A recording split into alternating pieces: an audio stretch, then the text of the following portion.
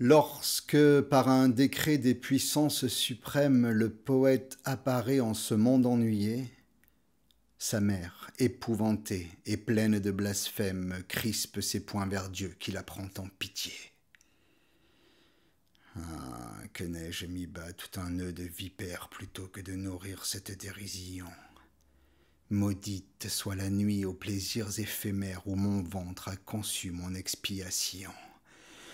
Puisque tu m'as choisi entre toutes les femmes pour être le dégoût de mon triste mari et que je ne puis pas rejeter dans les flammes comme un billet d'amour ce monstre rabougri, je ferai rejaillir ta haine qui m'accable sur l'instrument maudit de tes méchancetés, et je tordrai si bien cet arbre misérable qu'il ne pourra pousser ses boutons empestés.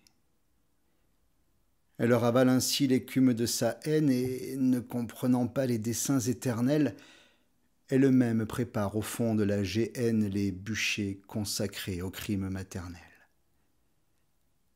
Pourtant, sous la tutelle invisible d'un ange, l'enfant déshérité s'enivre de soleil et, dans tout ce qu'il boit et dans tout ce qu'il mange, retrouve l'ambroisie et le nectar vermeil.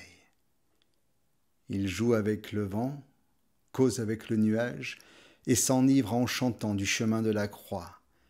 Et l'esprit qui le suit dans son pèlerinage pleure de le voir gai comme un oiseau des bois. Tout ce qu'il veut aimer l'observe avec crainte, ou bien, s'enhardissant de sa tranquillité, cherche à qui saura lui tirer une plainte et font sur lui l'essai de leur férocité. Dans le pain et le vin destinés à sa bouche, il mêle de la cendre avec d'impurs crachats. Avec hypocrisie, il jette ce qu'il touche et s'accuse d'avoir mis leurs pieds dans ses pas. Sa femme va criant sur les places publiques.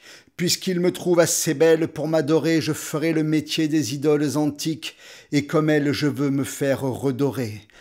Et je me saoulerai de nard, d'encens, de myrrhe, de génuflexion, de viandes et de vin, pour savoir si je puis dans un cœur qui m'admire usurper en riant les hommages divins. Et quand je m'ennuierai de ces farces impies, je poserai sur lui ma frêle et forte main, et mes ongles, pareils aux ongles des harpies, sauront jusqu'à son cœur se frayer un chemin. Comme un tout jeune oiseau qui tremble et qui palpite, j'arracherai ce cœur tout rouge de son sein, et, pour rassasier ma bête favorite, je le lui jetterai par terre, avec dédain. Vers le ciel, où son œil voit un trône splendide, le poète serein lève ses bras pieux, et les vastes éclairs de son esprit lucide lui dérobent l'aspect des peuples furieux.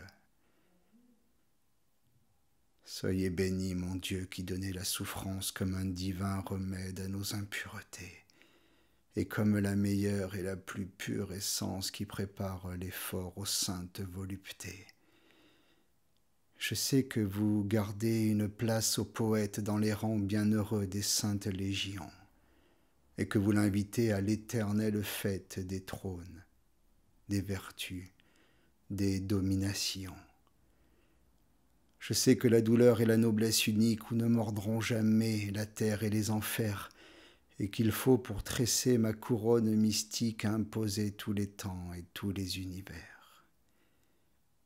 Mais les bijoux perdus de l'antique Palmyre, les métaux inconnus, les perles de la mer, par votre main montée ne pourraient pas suffire à ce beau diadème éblouissant et clair.